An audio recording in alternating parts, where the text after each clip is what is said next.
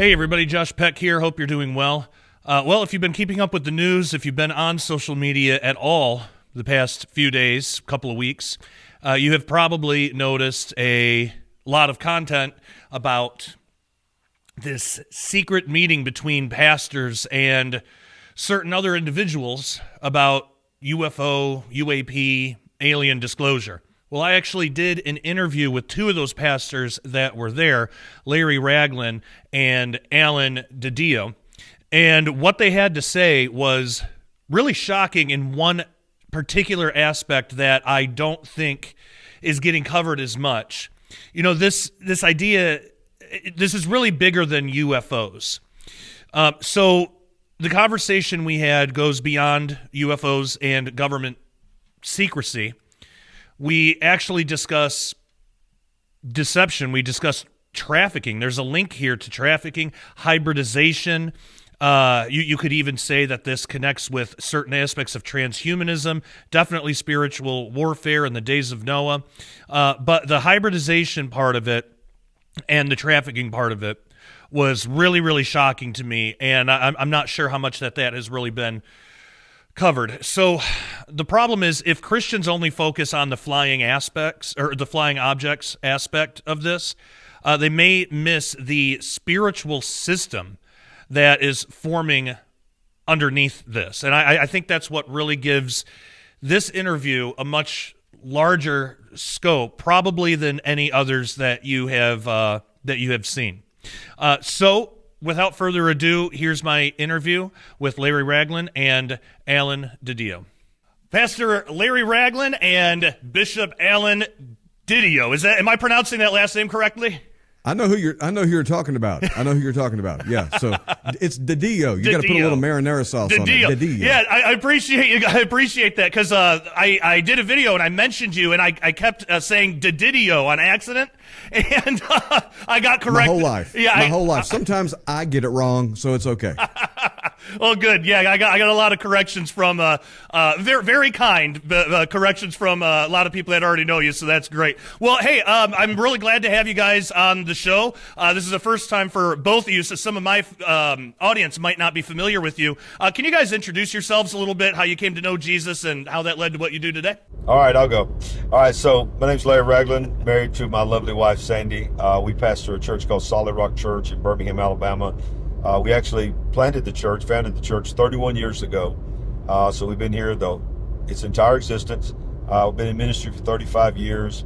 I wrote my first book. It's called I See Greatness in You. It's the story of my life, my childhood. I was raised in a very abusive home. My father physically abused me more than anything, verbally destroyed me, just created this mentality that I was never going to be anything. And through the course of time, God used this young girl, my wife, now Sandy, to speak some things into my life to cause me to really come back to the God that I served when I was a child. And I returned to the Lord shortly before we got married, sold out my heart to God.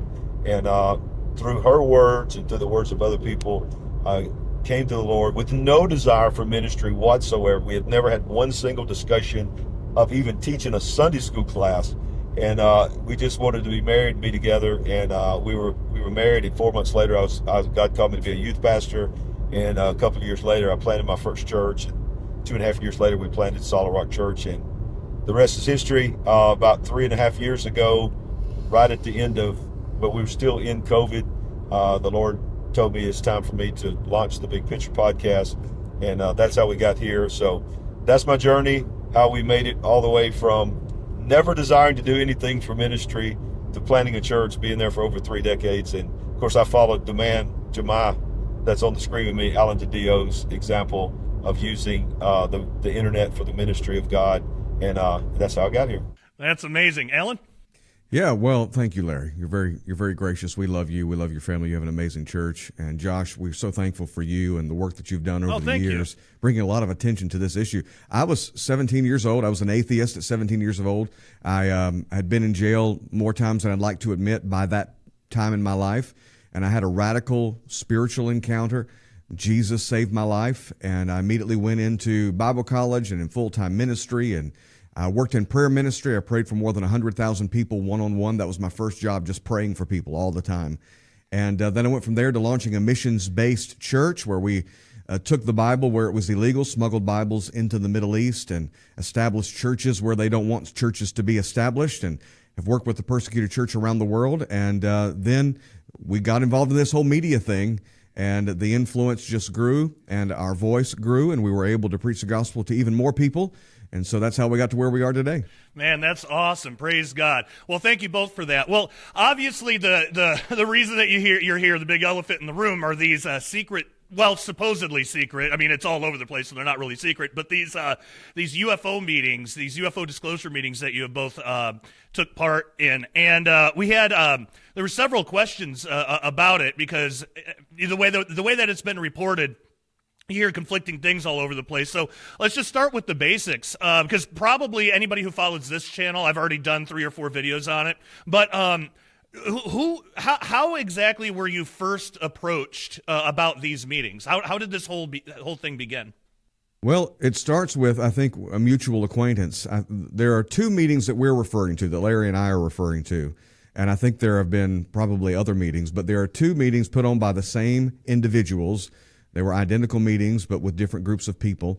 And they involve one individual who we know have some sort of military background, and another one, they wanted to remain anonymous. So when you say a secret meeting, it wasn't because of the information that was secret. They wanted us to share the information. It was because their identities.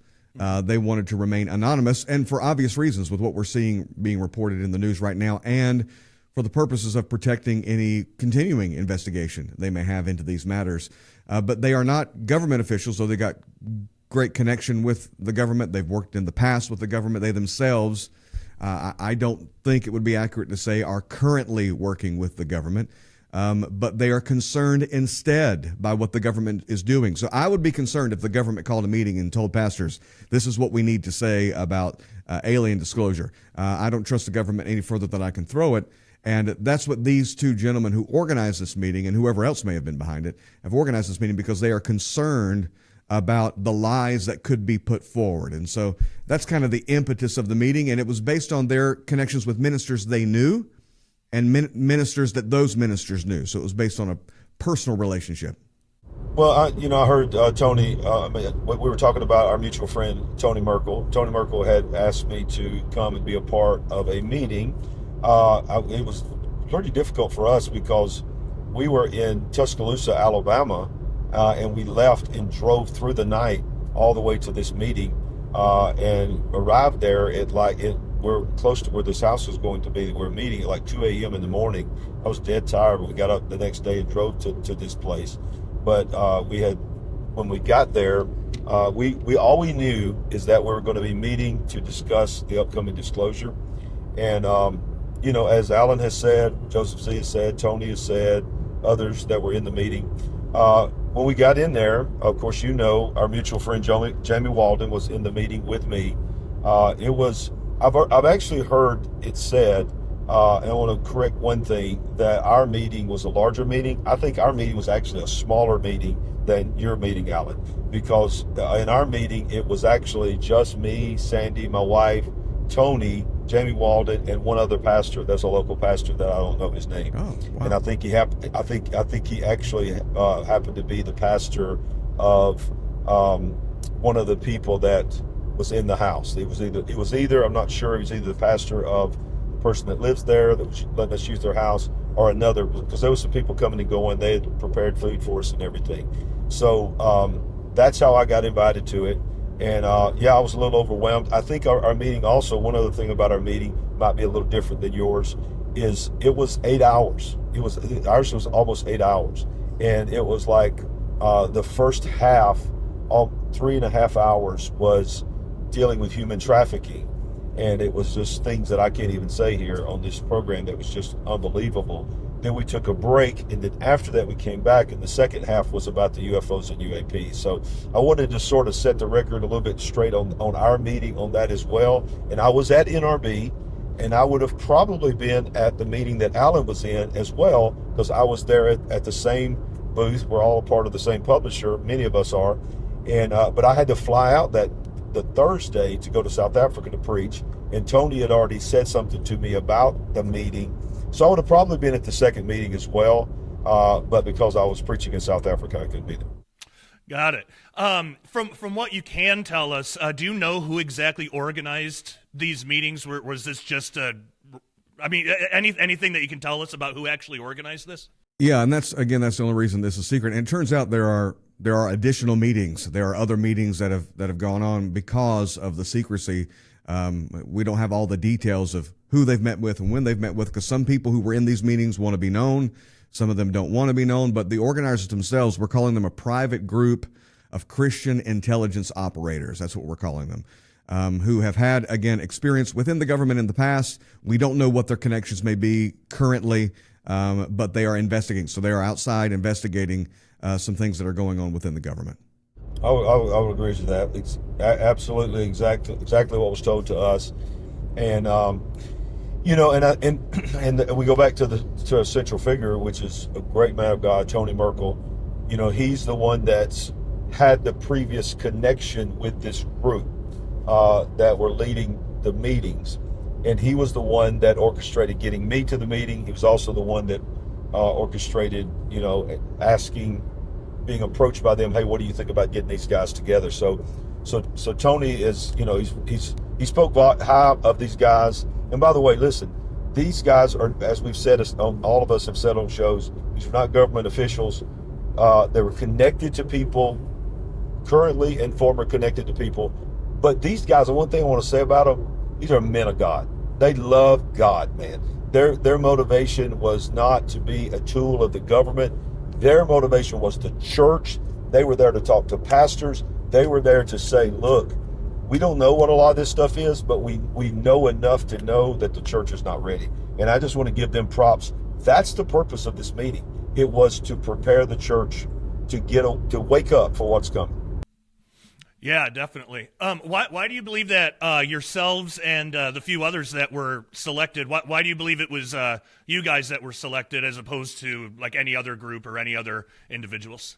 Yeah, I think it began relationally because these individuals just wanted to make sure they connected with ministers that they knew and trusted if they were going to disclose this information and the things that they were investigating.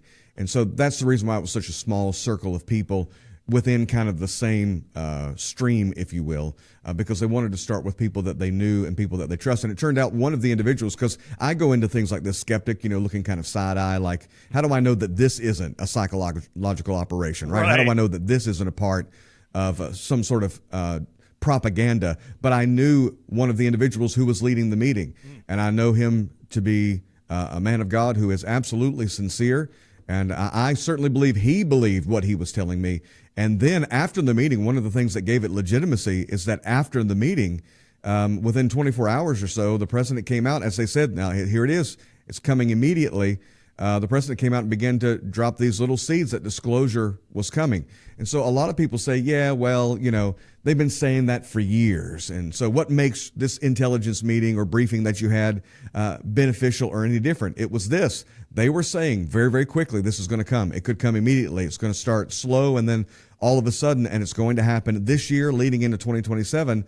And that's exactly what we saw happen. So after 50 plus years of the government hiding these things, we just saw historically a disclosure of the first batch of files that they've been holding on to this whole time. The fact is, we just live in really unpredictable times, and unfortunately, the economy is not immune to that. In fact, it's a really great idea to convert some of your savings into real money. I've done this myself for my family to protect us. Now, what a lot of people don't understand, there's a big difference between what we call money, which is actually currency. So our dollar is currency, which fluctuates, but real money, like silver, is actually a store of value over time. So the best way to think of it is like this. If you had saved $1,000 in cash back in the late 1960s, that $1,000 would still be $1,000, but it would buy you significantly less today due to inflation. But if you had saved the same $1,000 in silver back in the 1960s, it would be around $28,000 or even more today. So one of the best ways to protect your purchasing power is in real money, more specifically silver, and Cornerstone Asset Metals is the only company that I trust for this. They run it like a ministry. So you can actually buy and have the metals shipped discreetly to your door, and what most people don't know is that you can actually convert your IRA or even a 401k into physical silver rather than having all your life savings tied up in the paper fiat system, which is subject to hyperinflation. So you can go to cornerstoneassetmetals.com to sign up to get your free silver report. One of the financial experts will speak with you to find the best way to protect your savings going forward in these uncertain times. Also, don't forget to tell them that Josh Peck from Daily Renegade sent you. That is cornerstoneassetmetals.com. You can find that link in the description below. Now back to what I was saying. Yeah, that's really important, and I'm glad that you brought that up too, because that's what this is all about. So, what specifically with the disclosure stuff? What all was actually discussed? Like, what were some of like the high points? Like, what? And we were both at different meetings, so this will be interesting to kind of compare and see if there was any differences between each meeting. But whoever wants to go first. Okay, Josh. For what I understand is. From hearing Alan talk and just talking to him personally, because Alan's a very close friend, and the other guys that were involved in this meeting, to me, I don't know how you feel about it. It feels like it was almost the exact same information at the very least. One thing that I know that was different about my meeting versus your meeting is that in our meeting, I was not personally shown images of beings and things like this in the hybridization program. Now, I know Jamie was in the same meeting with me, and this is what I think happened with Jamie to be able to see it, because we had to get back and we had a long drive. We left whilst people were still there. The meeting had wound down and Jamie was still there.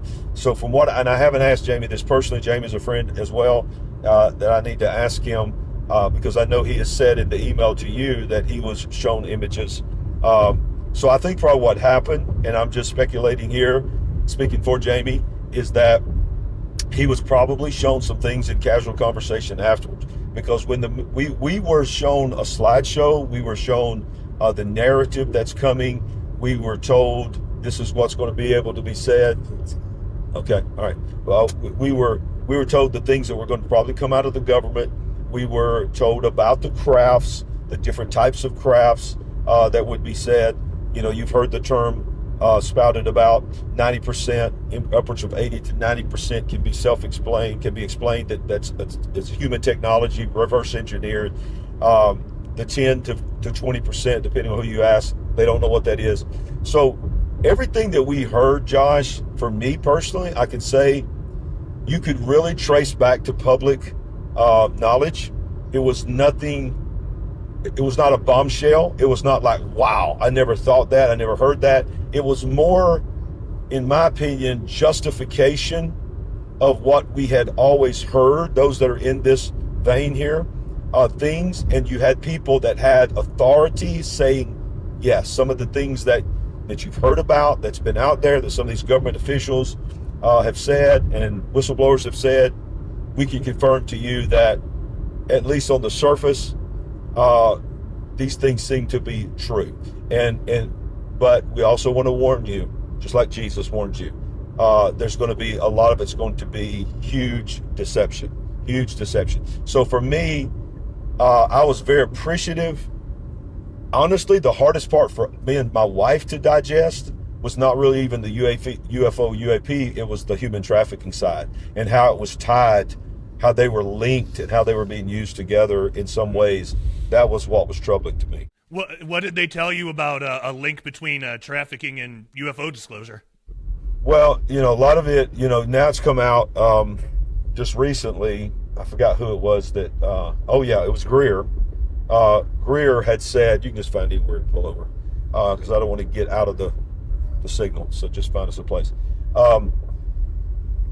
Greer said at his meeting Friday, he had a meeting Friday and Saturday at the National Press Club. I don't know if you covered that or not, but it was just, I don't care, just pull in somewhere. And And he had a whole segment where he talked about human trafficking, and he had a guy testify there at his meeting about that when he was in Indonesia, helping with the recovery of the tsunami that happened. That is when he witnessed a craft that he in the jungle. He saw them using this craft to transport women and children. And so Greer talks about that. Now, I don't remember if that was specifically brought up, that instance, in our meeting, but there was the talk of that some of these that are reverse engineered, because it was all about the very demonic nature of what is going on through this whole entire narrative that we need to be warned against, is that they were using some of this technology to traffic children and women and children. And but there was also the saying that there are some people that are in high places that this is becoming a distraction for them as well. So the human trafficking side was not really all about UFO, UAPs. It was more about the whole industry of that, the sickening nature of it, how very powerful people are involved in it. But then they started saying it's all a part of the same demonic system. Going on from a biblical worldview, you go all the way back to hybridization, you go back to transhumanism, you go back to what was going on in the days of Noah. And I was loving that these guys, these men of God, these tough military guys, Navy SEALs or whatever they were, I don't even remember but they're talking about, guys, this is the days of Noah. These hideous things that are being done with children and women and all this kind of stuff, and these hybrids that they're making, this is the same spirit. So they were trying to just basically tie, hey, it's easy to separate them into two topics, but let's not forget the force behind both of them.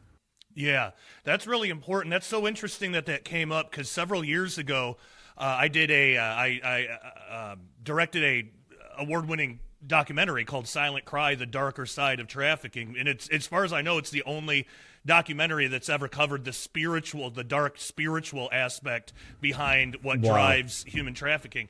Yeah, and that's so interesting that this all connects, because it does come from the same kingdom of darkness. Alan, do you have anything that you want to add from your meeting? Yeah, I mean, there was a lot of theories. The slideshow was amazing, and there was a lot of fellowship time before and after where people were showing pictures and things like that. So I agree with what he said there. For me, the most shocking thing, the most meaty thing in the meeting was, here comes the disclosure. It's coming very, very quickly. And that's what you have to prepare for. And all of it was kind of confirmation for many of us who have kind of dug into this subject matter and have studied it for a long time. But the fact that they said the United States government operates in silos, and the left hand often doesn't know what the right hand is doing. I know that's a shocker, but it's true in the United States government. And often there are different agencies working at conflict, at odds with one another, maybe even unknowingly. And one agency has this theory, they believe it is actually extraterrestrials, but then there may be another agency who thinks they are demons, but it's worth communicating with them if we're going to be able to reverse engineer this kind of technology. So it's not necessarily that those things are true, but this is what they're believing, what many of these agencies are operating on, those assumptions. Who knows what the narrative will be that they put forward? I think they're going to keep throwing stuff against the wall and just see what sticks. There's going to be kind of inch by inch and pinch by pinch. There's going to reveal a little bit more, a little bit more, a little bit more. It'll feel like a nothing burger, but it's not, because within that will be a little something to inoculate us, and then the next thing that'll be released will be a little something until they figure out what's going to be the best path to deception. Yeah, and when you've been in this long enough and you see the tactics of the enemy, that's usually what they do. They throw everything they can at the wall and see what sticks, and then go for that. I mean, you see that in culture, and you see that everywhere. Like you've mentioned, I've been in an email exchange with our mutual friend Jamie Walden about one of the meeting that he was in. I wanted to read you something that he sent me and then have you comment on it. We talked a little bit about it, but I just thought this was really interesting. He said, the hybridization program is alive, well, and much more advanced than what most people know. I was shown the evidence and the photos. So first, Larry, I think you already talked about this, but Alan, did you hear anything about a hybridization program, and were you shown any evidence or any photos or anything about that? I did hear about it. I wasn't shown any evidence or any photos about a hybridization program, but they did talk about that. And of course, we all know now that Matt Gaetz has come out and said that he has intelligence that there is a hybridization program. So in that meeting, and I try to approach these things always as a skeptic. When I go into meetings like this, in X-Files, there's Mulder and Scully, and I try to be the Scully in the situation to analyze the details and say, well, what about this? What about this? So when I'm hearing fantastical stories, I'm thinking, okay, well, what's the meat in this story? What's the takeaway apart from, the fantastical side of it, which may or may not be true? What is true? And this is what we've learned even in the disclosure that just took place, that the United States government has been actively covering up their investigation into these matters. And the question that needs to be asked is, what kind of crimes have been committed in the pursuit of covering up this UFO, UAP phenomenon?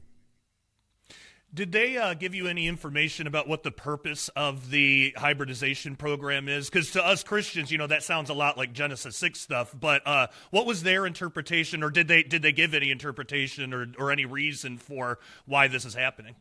Well, I'll say this. I don't remember, and it was so much information on our end, I don't remember specifically hearing the term hybridization program like what Alan's talking about, that Matt Gaetz talked about.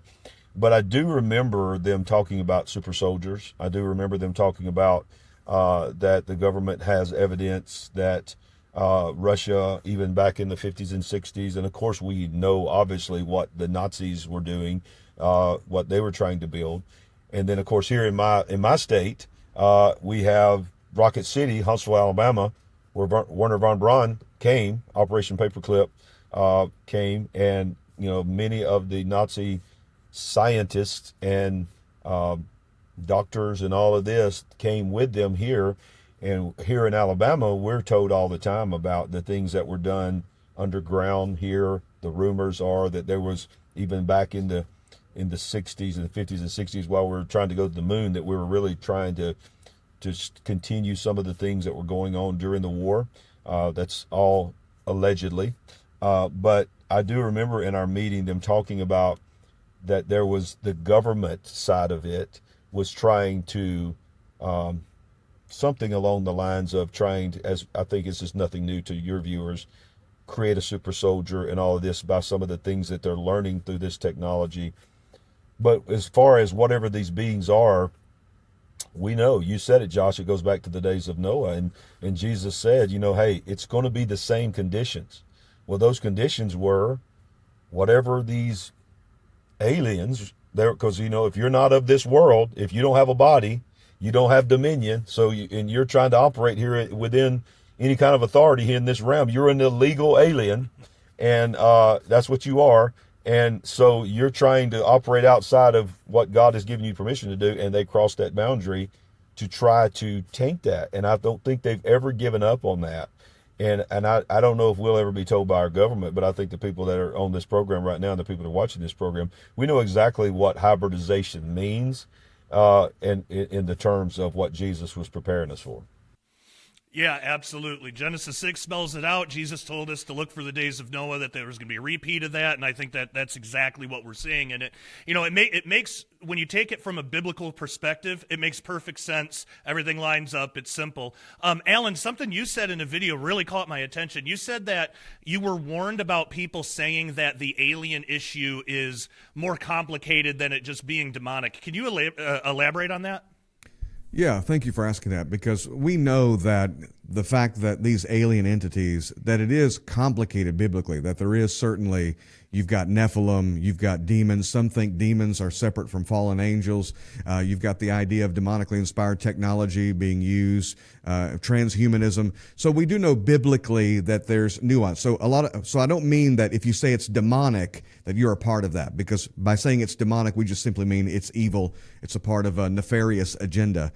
However, what we were warned about is that there will be people, spokespersons, who claim to be allies with the Christian community. They claim to be on the Christian side, and they say, listen, the Bible is almost right. I mean, it's it's close but no cigar. So they're not saying that the demonic thing is complicated. What they're saying is that these entities could actually be here to help us. And they may actually be agents sent from God, potentially, to help us. And so that's the nuance that I was warning about. We all know that the demonic situation, as far as these things are concerned, could be very complicated. But when they start saying the Bible it was close but no cigar, and that this could be a benevolent entity, that's when you need to start paying attention. Yeah, that makes a lot of sense. It's good. It's good advice any around. Test every spirit. So that's great. Are either of you aware of any future plans for meetings? We're still in communication with each other, and that's one of the things I love that you said, Alan. A lot of fellowship and relationships were built, and that's how I think Alan feels the same way about the guys that ran this. We're obviously going to protect their identity, but you see their heart. They're men of God, and I can't speak for them. I don't know what they're doing now. I don't know if they're doing more meetings with other people or not, but I know that I consider them to be friends, and of course it also, like even with Jamie, I became friends with Jamie through meeting him at that meeting. I don't know about you, Alan. I have not been told personally about a gathering of another meeting like this, but who knows? If it happens, I'll be there, but I've not heard that. I would not be surprised. If you want to set the world on fire, let's have another private meeting. Yeah, exactly. Out of there with some more disclosure. Yeah. But now the job is ours. Now the job is to start having our own meetings and our own Bible studies and equip believers with what the Bible actually says, which is the main purpose. Not all of the theories, and it's all fascinating, but the main thing that these gentlemen wanted to communicate is we must point people back to the Bible. We must let them know that Jesus is the only answer, not only for your eternity, but for peace in this life. Yeah, Josh, can I say one other thing? Yeah, absolutely. Okay, so I want to address something that some others might be thinking about, because for some reason they may have seen my face somewhere around on a viral video somewhere tied to something that happened in my meeting, and I want to address that personally and specifically because Alan, and the reason I'm saying this now is because I love what you just said. It's on us now, and that was what Congressman Burleson did when he called in at the end of our meeting. It was such an honor to hear, number one, a congressman that thought enough to call into a meeting of pastors that were not really big-time pastors at all. No one really even knows who we are, and but he didn't care. He knew that there were men of God in that room, and so one of the things that I've been saying at the end of this so-called controversy, whatever, is that I said, I'm going to spend the rest of my time doing exactly what Congressman Eric Burleson told us to do, and that was, listen, pastors, thank you for doing what you're doing. We need you to turn it up, go out there and preach the gospel, wake up the people in your congregation and whatever influence you have. And of course, the viral video that's going around, I was sharing that part of it. And look, y'all, Alan knows me. You're just now knowing me. Josh, my friend that's sitting next to me right now, has known me since we were 5 years old. I have one speed, wide open. And I was a guest on another program. It wasn't even actually on my show. I was promoting my book, and I was just talking about some things, and we were asking about alien disclosure, and I got into that. And I said what I said. It's out there. And in my mind, I shifted gears, and I thought everybody knew what happened in my mind. But nobody knew what happened in my mind. And they didn't know that I'd shifted to the things that I've said for years. I've said it for probably 10 years. I got videos of me preaching it at my church, saying word for word what I said, that they were going to seed us, that they invented Christianity, word for word. I've said it on my podcast. I've said it on the Confessions of Tony Merkel. It just came out of my mouth, and I never thought about it again because I never in my mind dreamed that I would ever have to worry about that, because I didn't think that I'd said that. But when I saw that, Josh, as you know, I realized there's no other way to put it. No, people started messaging me saying, oh, I can't believe that somebody cut your video up and chopped it up to make you. I said, no. Nobody chopped up anything. Nobody edited anything. That was on me. I did that. It was me, 100% me. I listened to it. If I didn't know me, if I didn't know the context, I would have absolutely thought the same thing. So when I saw it, I go, okay, I got to own this. I got to apologize directly to Eric Burleson. I've got to own this. And that's what I did. And listen, what a man of God he is, because when he saw my apology video, he commented directly to me. And it meant the world to me that he was just like, man, I got no ill will against you. I get it. I understand. I know what's going on. So props to him. I owned it. It is what it is. and people can still figure out what they want to figure out. But I'm saying all that to address it for those that hadn't seen me address it yet. And number two, also to just give honor to Eric Burleson, to know that we have somebody that is one of the three main voices, Anna Paulina Luna, Tim Burchett, and Eric Burleson. They're not the only ones, but they're three of the biggest voices that are rolling this out. And all three of them, I don't know their state with where they stand with God. Eric Burleson, I feel like, is a strong Christian. I think Tim Burchett is. And Anna Paulina Luna, y'all, she's made the book of Enoch very famous. She's calling on people saying, look, you need to study the Watchers and all this. So I just wanted to address that because I know some people might be asking and thinking about that. When's he going to talk about that? So there it is. It is what it is. I wanted to let y'all know that's what happened, and there's no other way to put it than that's exactly what happened.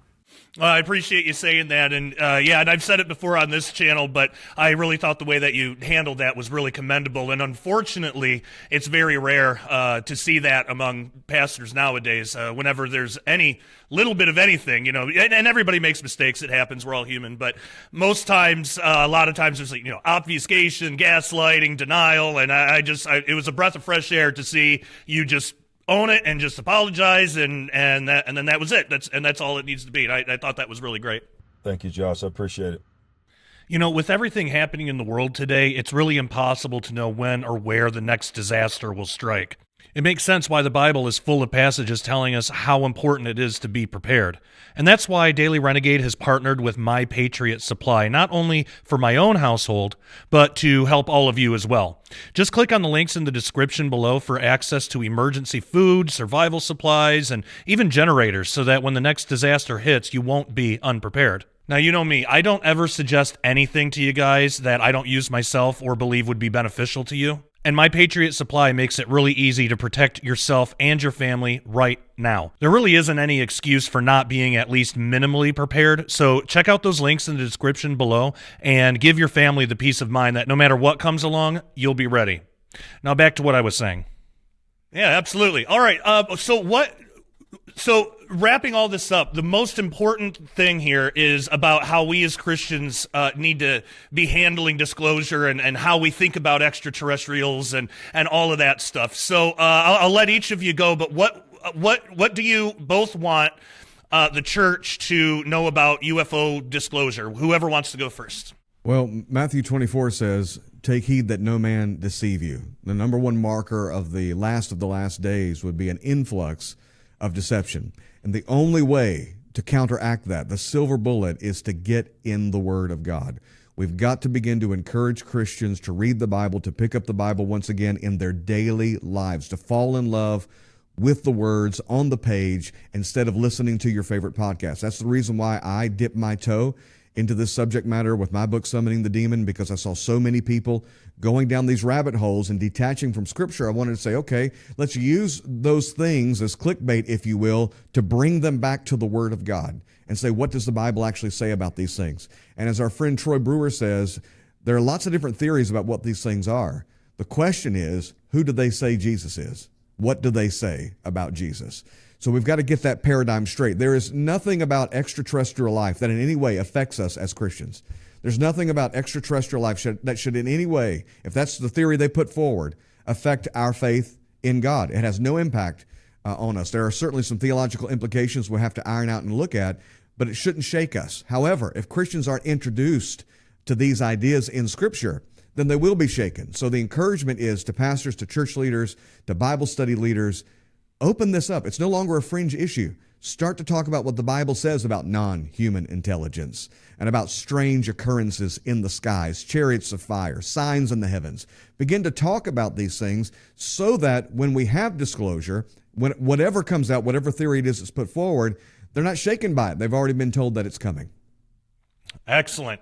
Go ahead, Larry. Matthew 24 is, where I've been parked now for several years. It's the days of Noah. But I love what you said, Alan. He led with, before he talked about wars, rumors of wars, pestilence, earthquakes in various places. And even before he talked about the days of Noah, he said, see that you're not deceived. And there's something in the theological world called the law of first mention. And Jesus was very operational in that. He was very intentional in what he said, where he said it, why he said it at certain places, like the gates of hell. Stand there at Caesarea Philippi, pointing right there. The gates of hell shall not prevail. So he's very intentional in where he went and what he said. And for him to lead the answer to what shall be the sign and the evidence of your return with, okay, I'm going to tell you, but understand the biggest underlying and not underlying, but overshadowing thing that's going to be in that day is that deception is going to be in that day, and see that you're not deceived. And these are the things that are going to happen. They're going to be pulling, these things are going to start rolling out, and they're going to pull on your attention, and they're going to pull on your allegiance. I think it's very interesting, y'all, that the week that the famous, the now infamous, I would say, pastors' meetings that went viral and all of that, just so happened to be the week of two major things. Number one, the beginning of the document dump.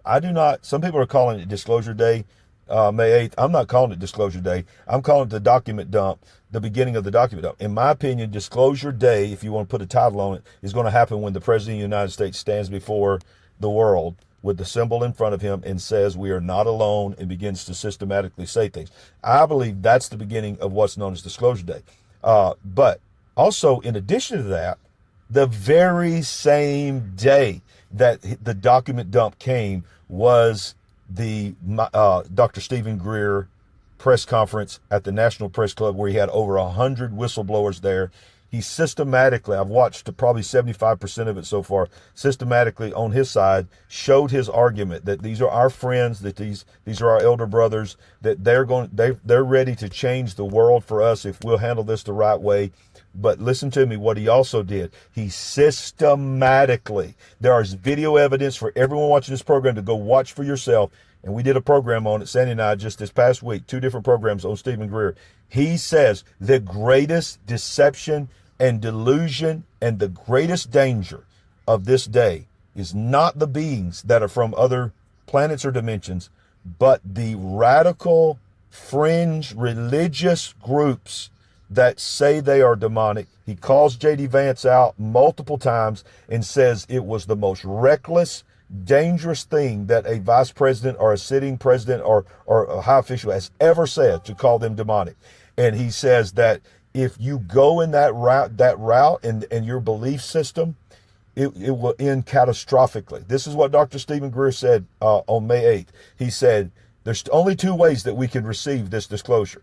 If we receive it that they are our friends, they are not going to harm us, and that they were going to bring free energy, they're going to turn off the nuclear weapons, all this kind of stuff. To some extent, that's a little bit of conjecture there, but he does go there, making them to be like they're going to answer all these problems. He said, and it will be, this is his words, a civilization changing moment.